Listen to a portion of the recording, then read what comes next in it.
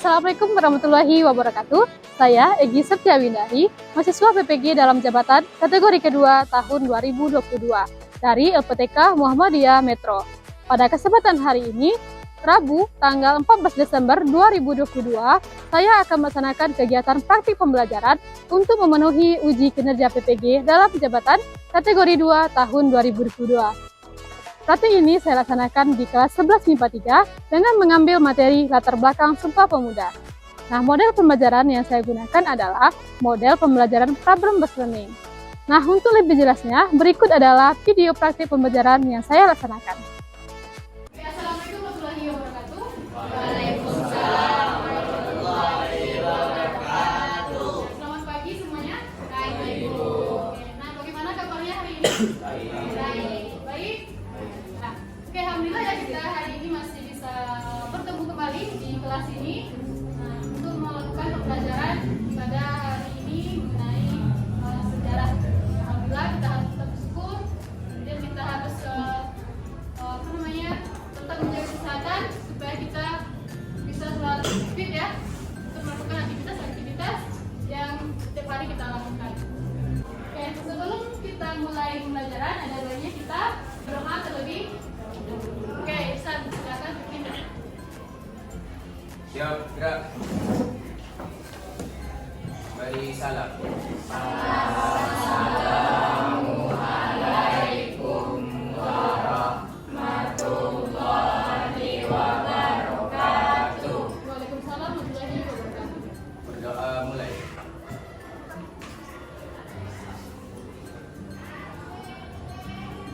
Doa selesai. Oke, kita lanjutkan. Nah, siapa yang tidak hadir hari ini? Marsha. Marsha Sekir. Ya.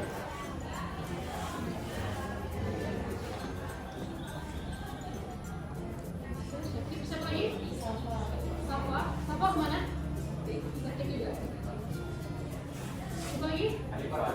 Alifah. Izin ya? Izin kemana? Siapa lagi? Udah? Habis? Ada 3 orang ya yang tidak hadir. Nah, sebelum masuk kelas kalian sudah bersih semuanya? Ada yang sampah-sampah di dalam laci tidak ada? Sudah bersih? Oke, sudah bersih. Berarti sudah siap ya untuk memulai pembelajaran kita pada hari ini. Nah, aturan kita pada pembelajaran kali ini yaitu yang pertama, selama pembelajaran, nah tidak ada yang asik bercerita ya. Nah, semuanya fokus memperhatikan ke depan dan juga memperhatikan ketika teman-temannya nanti sedang berdiskusi. Kemudian juga tidak ada yang memainkan handphone, nah, atau main game atau chatting-chattingan. Nah, kecuali nanti waktu diskusi, nah itu boleh untuk mencari informasi mengenai permasalahan yang akan kita cari solusinya. Oke, lanjut kita pagi ini awali dengan menyanyikan lagu. Oke, baik, kita akan menyanyikan lagu Bangun Pemudi Pemuda. Nah, silakan diri, mohon berdiri semuanya.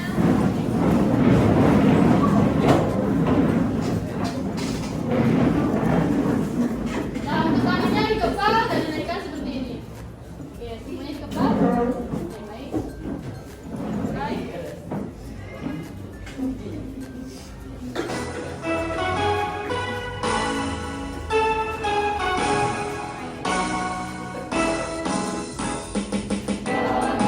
Bangun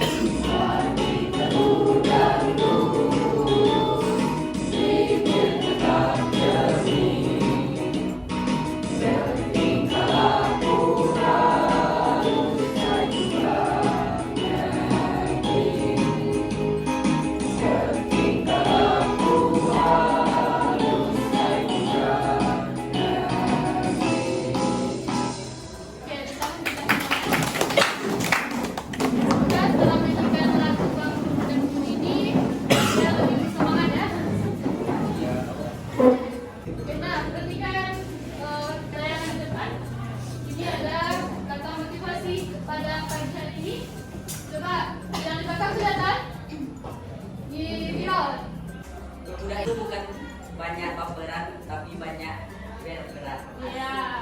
Jadi berperan sebagai apa?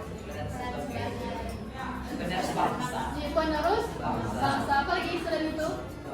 Apa saja peran kalian di kehidupan sehari-hari? Belajar untuk apa? Kalian belajar untuk apa? Cita-cita. Nah, mencapai? Cita-cita. Nah, jadi enggak sia-sia ya belajar itu. Kemudian di sini juga ada satu gambar. Dan tengah ini adalah Sumpah Pemuda. Kemudian yang bicara ini adalah Sampah Pemuda. Kalian mau jadi yang Sumpah Pemudanya, mendengar Anda di Sumpah Pemudanya atau yang istilah ini? Jadi Sumpah Pemuda. Nah, kalau yang mendengar di Sumpah Pemuda berarti harus satu nusa satu bangsa dan satu jadi jangan sampai menjadi sampah masyarakat, sampah pemuda. Atau sudah ada yang jadi sampah pemuda di sini? Sampah pemuda. Oke, lanjut. Oke, perhatikan gambar di depan. Nah, gambar yang pertama ini gambar apa? Mengenai mengenai pendidikan. Ya, karena pada minggu lalu kita sudah mempelajari mengenai apa? Masih ingat?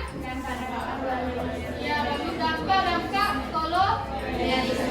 Nah, salah satu dampaknya itu adalah di bidang pendidikan. Ya, jadi dengan adanya nanti politik etis itu masyarakat bisa menempuh pendidikan. Nah, kemudian juga gambar kedua ini gambar apa? Gambar dari lambang Muhammadiyah. Muhammadiyah itu apa? Ya, sebuah organisasi. Nah, jadi nanti dengan adanya pendidikan sehingga melahirkan yang namanya golongan. Oke, lanjutkan tujuan pembelajaran kita pada hari ini yaitu melalui materi tanya jawab. Jadi nanti kita ada tanya jawab.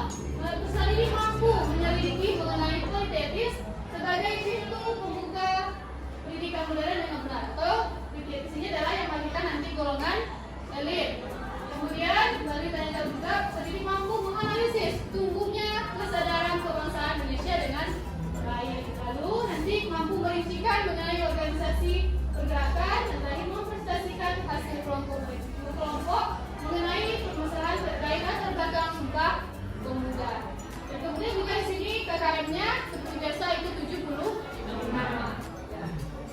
Oke, lanjut cakupan materi. Nah, jadi untuk hari ini kita akan membahas mengenai golongan elit, lalu dilanjutkan dengan tumbuhnya kesadaran kebangsaan Indonesia, dan terakhir bangkitnya nasionalisme. Nah, jadi 3 poin nanti yang akan kita bahas. Oke, kenapa kita harus mempelajari materi ini? Nah, apa pentingnya? Itu gunanya adalah untuk membangkitkan semangat kebangsaan dalam diri pemuda, khususnya kalian, dan juga untuk lebih bersemangat menempuh pendidikan. Karena pendidikan itu bisa mengubah dunia.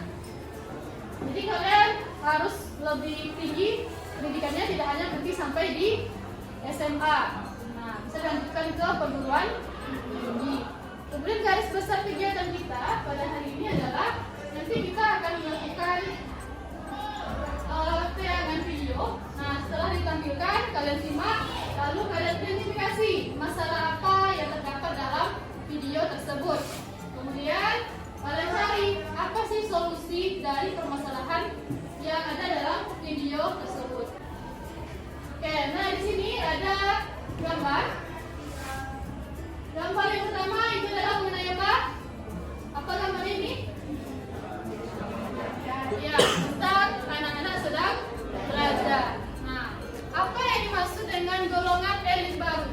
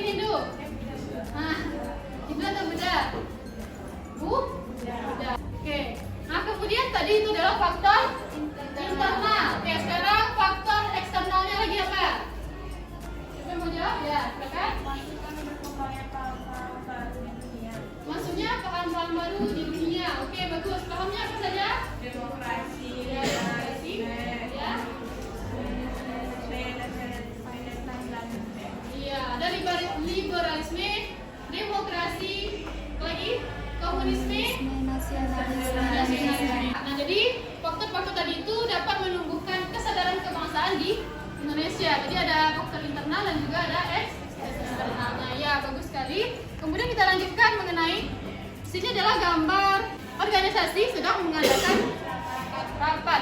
Nah, organisasi pergerakan di zaman awal perkembangan itu apa saja? Budi Utomo, apa lagi? Muhammadiyah. SI, kemudian apa lagi? Indis Party. Ya. Ini kan gambar di depan. Sini adalah tokoh siapa? Tokoh Van Deventer. Van Deventer adalah kaum humanis, orang yang mengkritik. Nah, kalau pemerintahan dari kolonial Belanda. Nah, politik etis itu apa?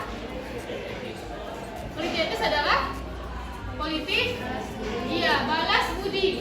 Politik balas budi. Nah, kenapa ada politik balas budi? Itu karena kaum humanis mengkritik mengenai apa yang dilakukan oleh pemerintah Belanda itu harusnya mereka membalas budi. Nah, karena mereka sudah mengambil kekayaan dari Indonesia. Nah, di sini politik etis adalah politik balas budi, merupakan suatu gagasan yang menyatakan bahwa pemerintah kolonial memegang tanggung jawab moral bagi kesejahteraan pribumi. Pribumi tahu kan? Siapa? Ya, rakyat Indonesia. Kemudian ada balas budi itu dipandang sebagai hal yang harus ditunaikan karena telah sekian lama Belanda memperoleh keuntungan dari tanah Hindia Belanda.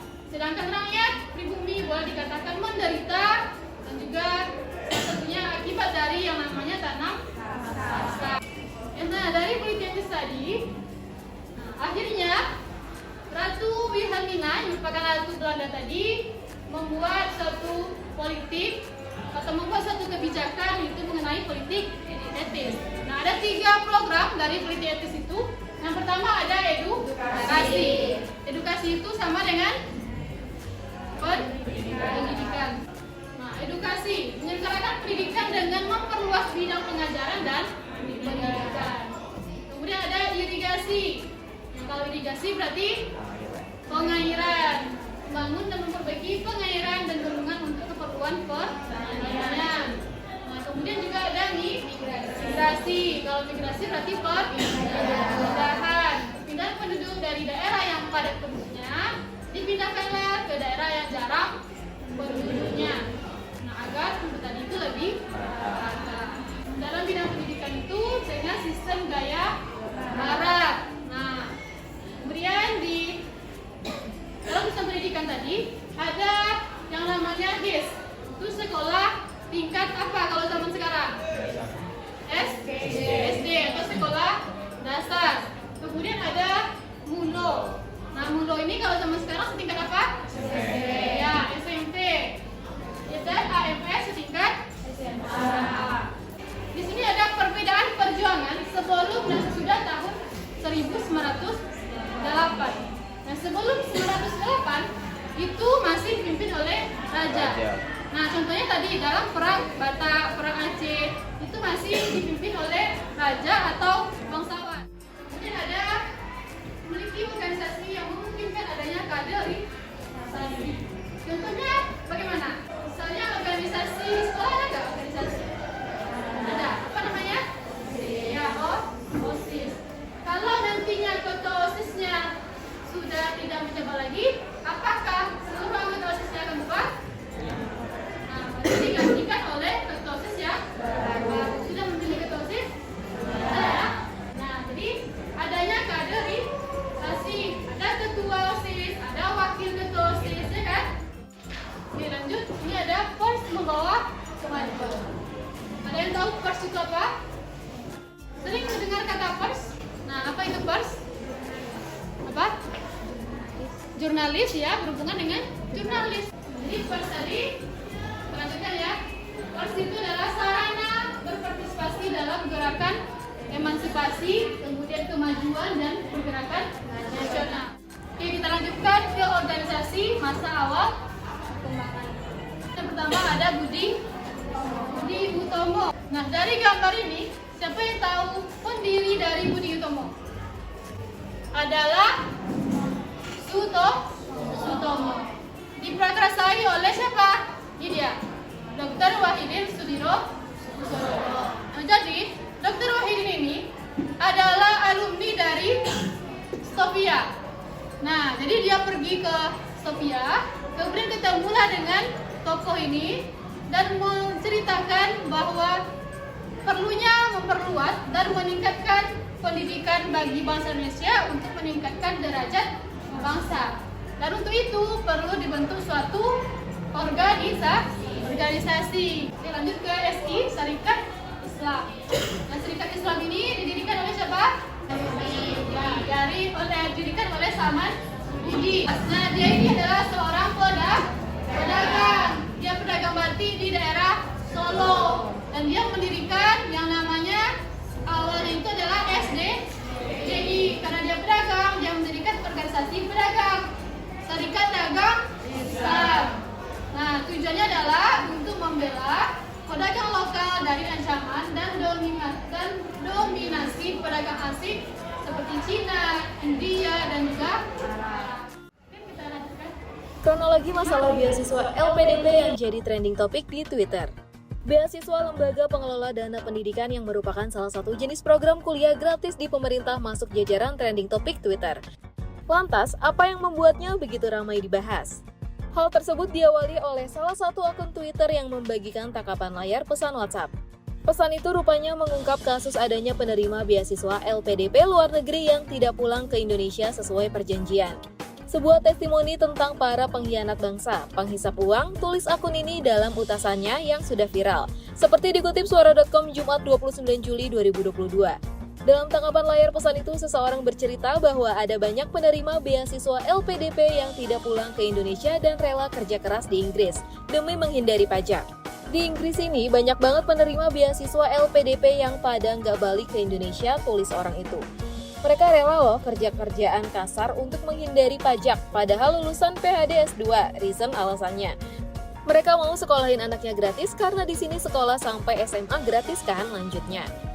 Ia kemudian menambahkan bahwa ada pasangan suami istri yang menetap di Inggris untuk menerima fasilitas dari beasiswa LPDP, yakni kesempatan biaya sekolah anaknya yang bisa gratis selama 4 tahun. Ya, setelah menyaksikan video tersebut, apa isi dari videonya? Mengenai apa?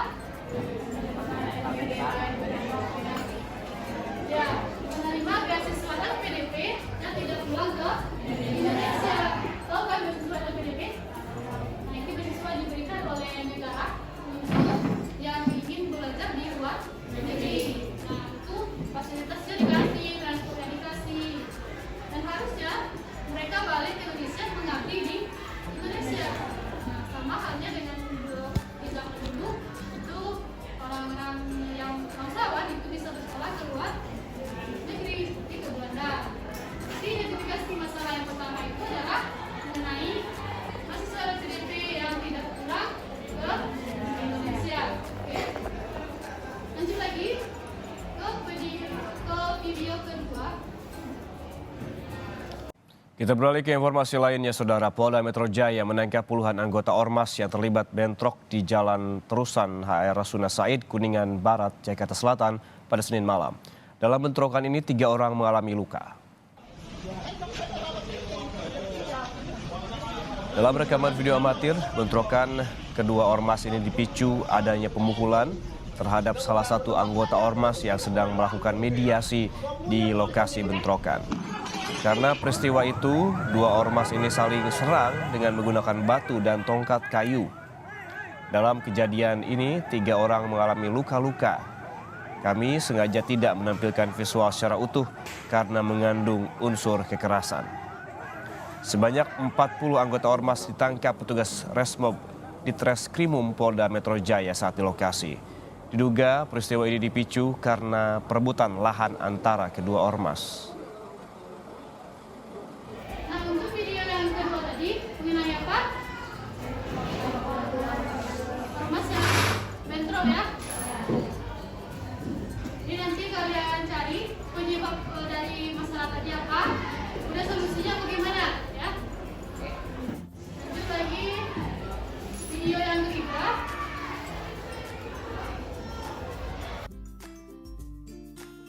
di Indonesia saat ini adalah budaya pop Korea atau yang sering kita dengar dengan istilah Korean Wave. Korean Wave atau Hallyu adalah sebuah istilah yang diberikan pada budaya Korea pop atau gelombang Korea. Gelombang Korea ini sudah mempengaruhi berbagai belahan dunia, tak terkecuali di Indonesia. Di Indonesia, fenomena gelombang Korea sangat berpengaruh terutama bagi anak muda atau remaja. Pada umumnya, remaja tersebut sangat menyenangi tayangan drama Korea atau yang disebut drakor. Juga dampak yang paling berpengaruh adalah menggunakan baju yang tak layak dipakai bagi perempuan yang bertentangan apalagi dalam agama Islam.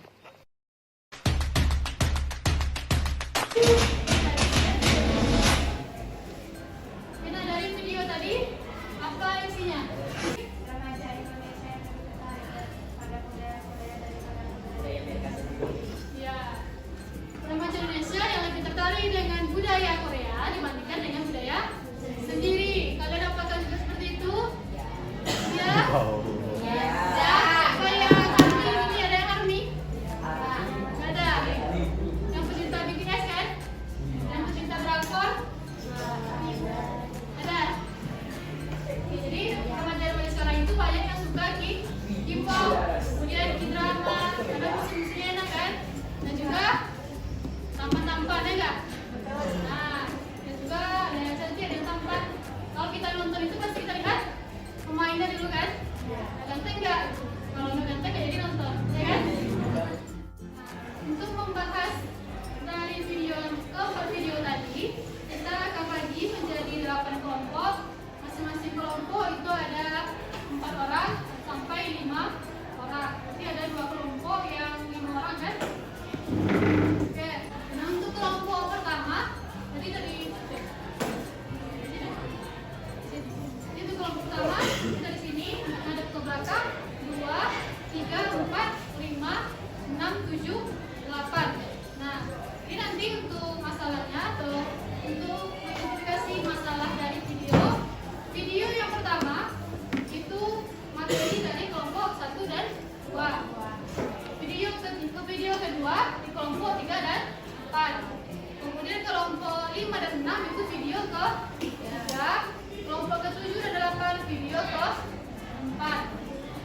Nah, untuk video yang pertama itu mengenai yang tadi yang pertama beasiswa LPDP.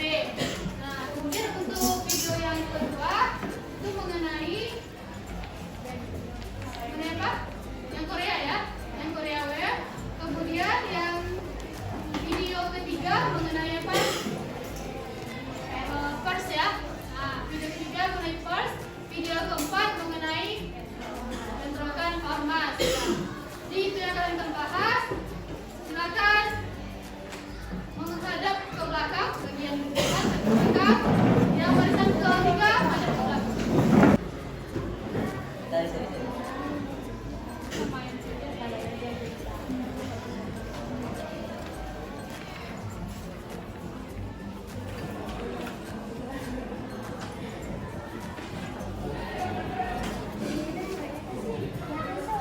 Dan dari setiap kelompok mendapatkan LKPD seperti ini.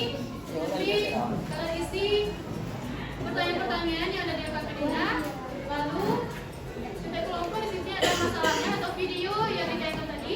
Kalau ingin melihat kembali tayangan videonya bisa di-scan barcode di sampingnya. Kemudian hasil penyelidikan kelompok kalian ini tulis di kolom di bawah ini.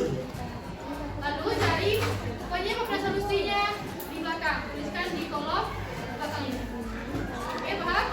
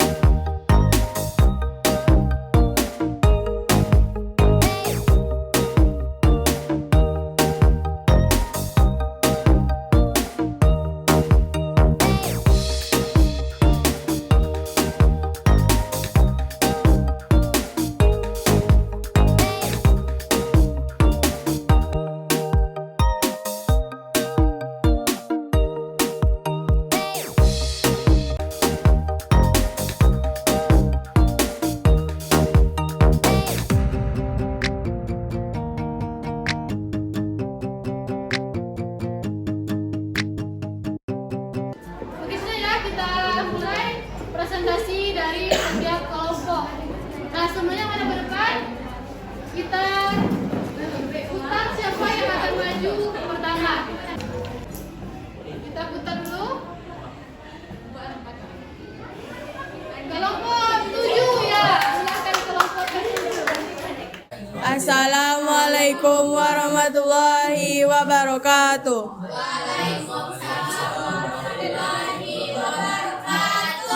Baiklah, kami dari kelompok 7 akan mempresentasikan hasil dari kerjasama kelompok kami. Permasalahan dari video keempat.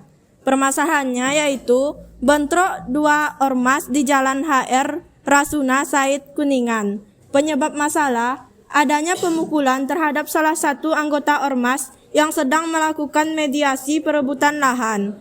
Solusi masalahnya adalah para tersangka sudah ditahan oleh aparat untuk mempertanggungjawabkan perbuatannya. Kelompok 7 nanti sama terdiri dengan kelompok 8. Nah, untuk kelompok 8, apakah solusi yang kalian temukan itu sama? Atau berbeda? Sama? Berbeda. Silakan sampaikan solusi dari video keempat.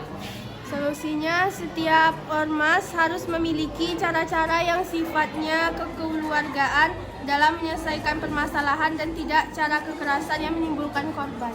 Iya, itu dari solusi kelompok 8. Ya, terima kasih. Solusi itu bisa diterapkan, tidak ada ya salah. Karena kita tidak mencari salah benar di sini, kita mencari sebuah solusi. Nah, Baiklah, ada yang mau bertanya?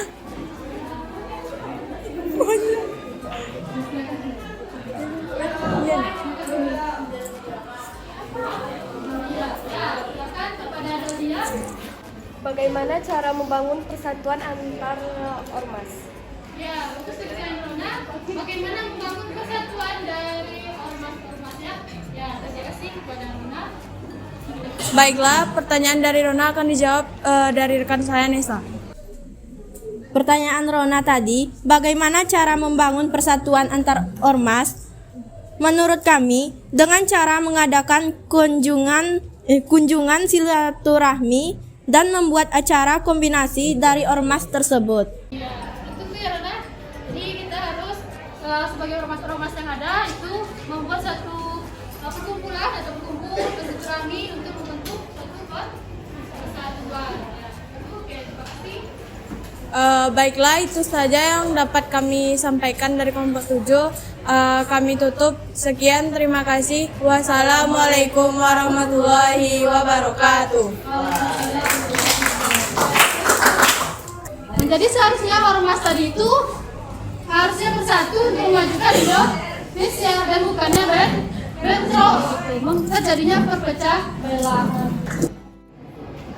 Oke, setelah presentasi tadi dan kegiatan kita, siapa yang bisa memberikan kesimpulan? Ada yang bisa memberikan kesimpulan? Ya, silakan. Adanya kaum muda terpelajar inilah kemudian memelopori lahirnya kebangkitan nasional di Indonesia. Hal ini juga dipacu oleh adanya surat kabar yang sudah terbit saat itu sehingga mempercepat perkembangannya semangat nasionalisme di kalangan bangsa Indonesia. Dengan demikian, berkembanglah masa pergerakan kebangsaan, suatu periode yang sangat penting dalam sejarah perjuangan bangsa.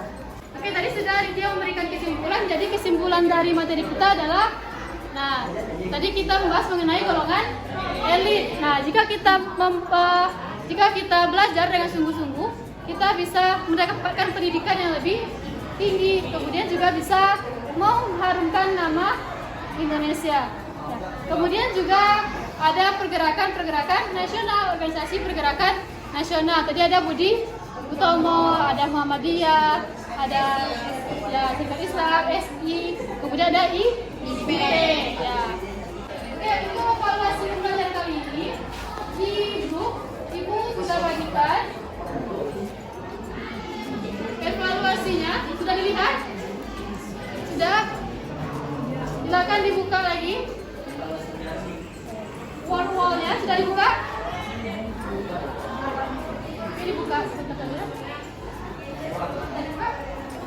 Ya, yang formal itu ya.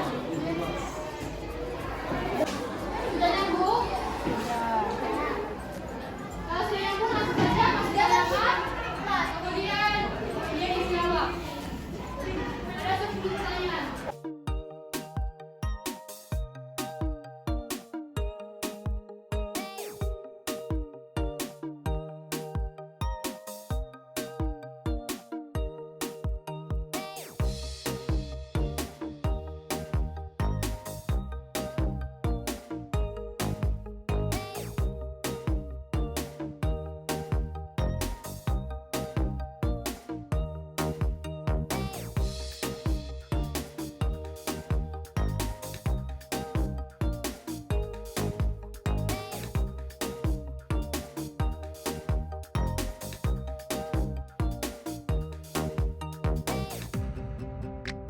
Nah, setelah evaluasi ini, misalkan kalian mendapatkan nilai yang bagus ya semuanya.